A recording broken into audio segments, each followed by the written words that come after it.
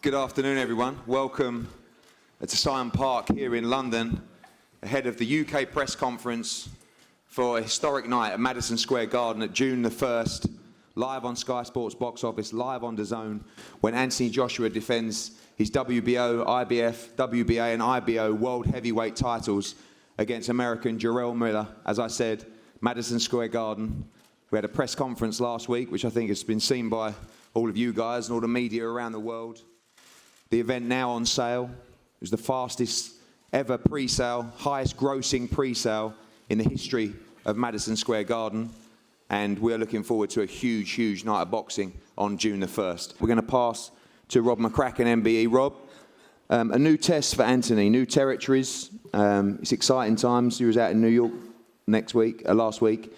But as I said, a new territory in Madison Square Garden in New York and a tough challenge in Jarrell Miller. Yeah, he's got a real good challenger. This is what heavyweight boxing's all around, about the best fighting the best. And he'll look forward to it. I mean, he won the Olympic Games gold when he was a relative novice internationally, and he's just moved on very quickly from there. But he can really fight, as you know. He's had some real good opposition in the professionals. He's already on a real good learning trajectory. It's going to see him do what he needs to do in the sport the next 3 or 4 years, which is become undisputed and maybe do something else with his life. I keep telling him, but he keeps laughing at me, so we'll see. But yeah, he's a phenomenal fighter, a phenomenal talent, and he hasn't had nothing easy, I can assure you. There's this myth that AJ's had everything put on a plate. I took him to the boxing tournament in Hungary when he was a complete novice, and he drew the Russian and the Uzbek first 2 fights with a tiny ring, and he was a novice. He had no business being there. And he beat both of them, and ever since then, he's got something that, you know, you just don't see in other fighters. You'll see that on June the 1st as well. Great challenger, great fight this will be, but, you know, Anthony will be ready and he'll deliver on the night.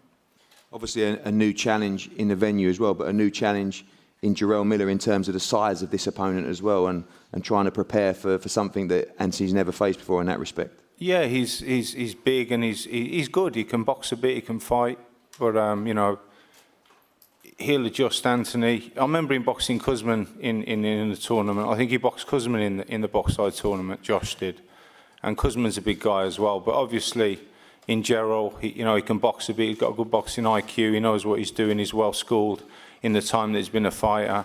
But, you know, he's stepping up, and he's stepping up with somebody who hasn't achieved all this for nothing. You know, you sometimes listen to people talking, and you know, I just think, my God, because to achieve what he's achieved and to beat the people that he's beaten in his short journey and already to be where he's at, he has to be a little bit special. And he don't underestimate the opponents. He knows how hard boxing is. Anyone can upset you if you take them lightly, but he won't take anything lightly. He'll train diligently, he'll train hard, he'll prepare as best as possible. And, you know, he's like what you need in pay-per-view boxing. He understands the business, he wants to entertain as well. So winning's one thing, but obviously entertaining, and with your first fight in the US, it's a big night for him, but it's not one that will faze him. He'll be ready, he'll be prepared, and he'll deliver a performance on June the 1st.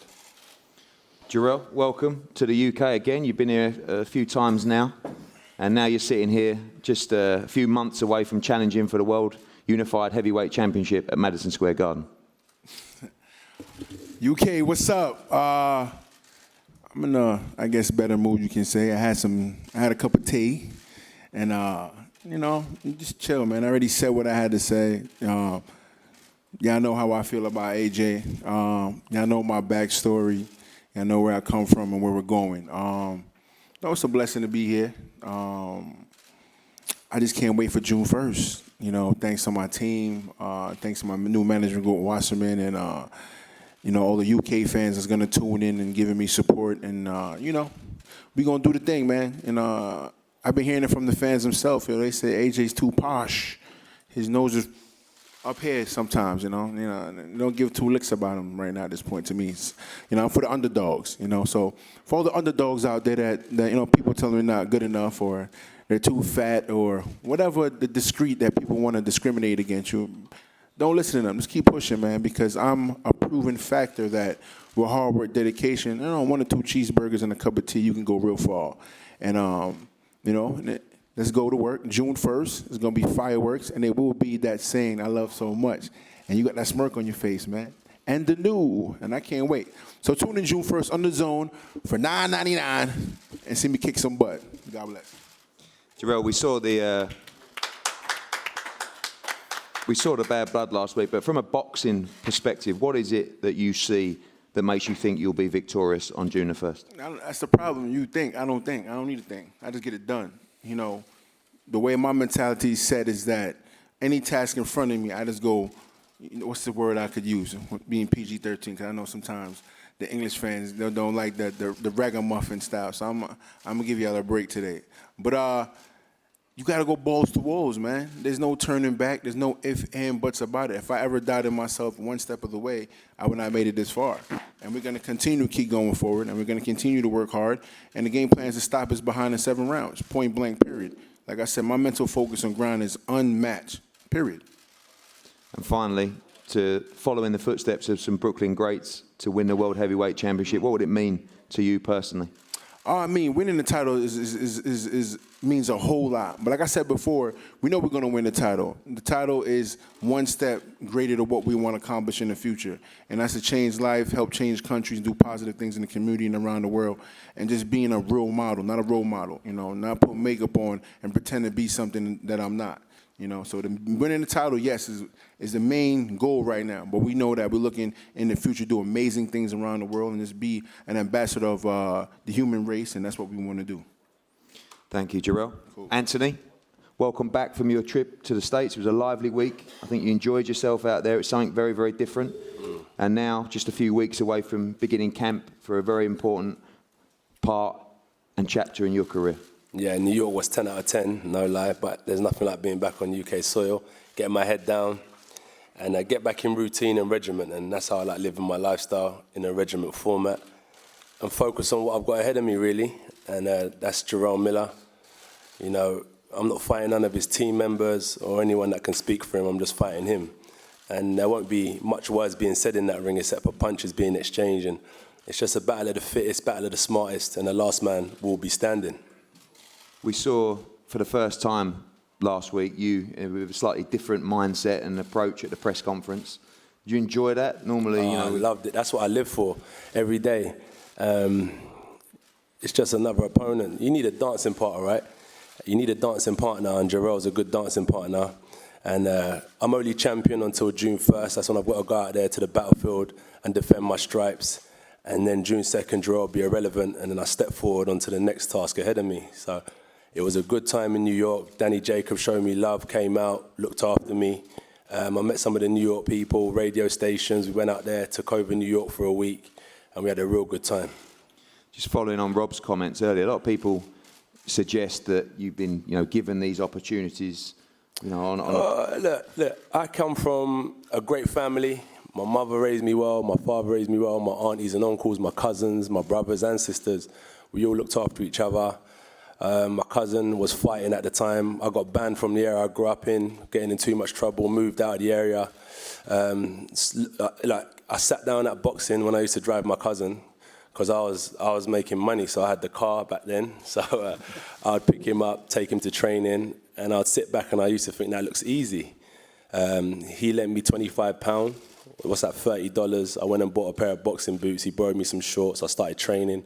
I got beaten up a bit. I beat a few people up. And then from that point forward, I realized, do I want to smoke, drink, face the verge of jail, or do I want to focus on boxing?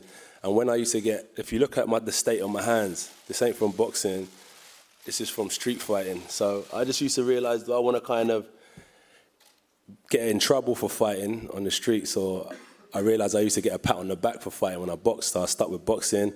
As I said, boxing to me ain't about Jarrell Miller, ain't about Tyson Fury or Dylan White, it's about me. What does it make me as a person? So I changed my whole lifestyle around, I've changed my family's lifestyle, and now we're impacting the community with all of my friends over there. We've got some real good plans to kind of take some positivity to the community. And that's what it means to me. Like when we first turned pro, me and Rob used to train in your garden. We didn't have no gym. We would just train in the garden on the grass in the heat and just grind it out, really. So I think because I sit myself down, I look in the mirror, As I said, Jarrell said, there's no makeup, no fantasies, just reality, hard working, smart working, strategic planning that got us to where we are today. It looks easy, but that's what the people who are great make tough tasks look easy, right? And that's what we've been doing the whole way through. Everyone talks about how difficult this business is. We're in the same business. I'm not in no different business to what anyone else is going through, but we just calculate every step and move forward and never complain, never cry. When Rob was chucking me in there with Olympic champions, 2-time world medalists, when I'd only been boxing a year and a half, I had to swim deep. I didn't get chucked in the shallow end. Like, I weren't no part-time kickboxer or boxer. I went straight to boxing and I took over the game. And that's just what I continue to do. And I was thinking about it today on my way here. I still got 10 years left. I know Rob wants me to cut that short, but nah. This is all I know. This is all I do. As I said, I don't know no football, no rugby, no NFL, no basketball, no kickboxing. I know how to knock people out and beat them up. And all that spirit that this boy's got over there talking shit, I'm going to strip it from him. Every ounce of spirit he's got, that's what I do to people. I'm going to strip him of his soul in that ring. He talked about 7 rounds. I'll still be in there fighting strong. And if he's still in there, look at his face. I'm going to reconstruct his face on June 1st. And I'm really looking forward to the challenge. Finally, you answered my question, but the spite from you in this fight, you say Jarrell Miller's irrelevant. Is there a spite aspect from you wants to go in there and do a job?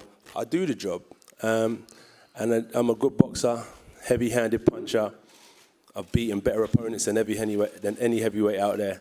And Jarrell, I'm going to just reconstruct his face and his body June 1st. I'm looking forward to it. So, landlord in the States, a surgeon. I'm going to be your surgeon in the UK because I'm going to give him a new makeover. Thank you, Anthony. We're going to pass to Sky Sports News, I believe, who have some questions. One for your opponent. Jarrell says he's never been knocked down. He's been kicked in the face as a kickboxer and never been knocked down. That's the right question to ask him because he ain't got no chin. Perfect. Do you need to not only knock him down but knock him out over there to make a point? 100%. Knock him clean up. 100%. Because obviously it's going to be, there'll be lots of Brits there, but there'll be lots of his fans there as well. Yeah, I said I want a lot of New York fans there as well because it just shows that we're kind of, like people doubted us when we took this fight in the States and they discredited Jarrell Miller saying that he's not popular, I ain't got nothing going on in the States, this ain't the fight that people want to see, we're going to struggle to kind of do numbers in MSG, but we flipped that upside down and it's been a great promotional journey so far. And with that being said, as you said, a knockout needs to happen as well to kind of announce myself in the States because he does all the talking outside of it and then I'll do the physical stuff in it. And when I go in there and do business, it kind of makes people realize that I'm a force to be reckoned with.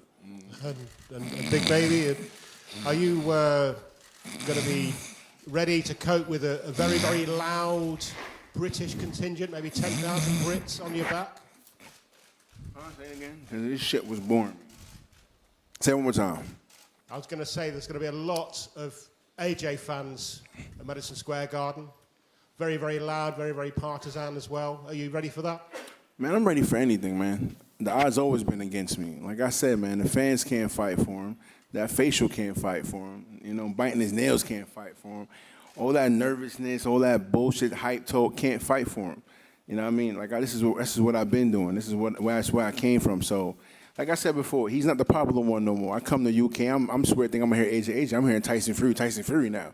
You know, he come to New York. He come to New York. We talking about, and I took over every radio station in New York. We gotta fight Deontay. Night writing lyrics to try and challenge my freestyle. Like I said, he's a sucker, bro. He's a sucker. You know what I mean? I could freestyle right now. Come, let's go. Ain't nothing. I'll beat you in every department. You know what I mean? He can't beat me in that. Trust me, he can't beat me in that. No matter what he do.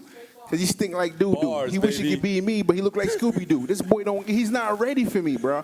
I don't need to write. This is what I do. He says he's going to reconstruct your face. Would that make you as pretty as him? There's not much I can really do to that face, but I'm definitely going to reconstruct it. Listen, I don't know what you're talking about. I'm a handsome brother, and I know what I can do. So trust me. I know a couple girls around him I can snatch up real quick if I really wanted to. But like I said, I'll give you the website. Hey, like I said, we don't listen. all the meat cows he be eating, bro. This beef right here, you better get ready for. That's all I'm saying. Ready. All right. Slow cooked. Whatever. Slow cooked. Thank you. And thank you two, for almost behaving. And thank you for an exceptional turnout today. I didn't want to scare Adam Smith, man. He's been a good guy, so we like Adam's faces. We like playing it back off. we don't want to hurt. Let's take it to the crowd. No worries. Guys, just touching on something that Adam said as well, we're going to make this a very, very special night. We've got some major announcements coming in the next couple of weeks. We're going to have the British and Irish on completely one side of this card at MSG. It is going to be a night you will never, ever forget, and we thank you for all your support here today and in the build-up to this fight as well. We're going to have a face-to-face up here now on the stage. Thank you for coming, and we'll see you soon.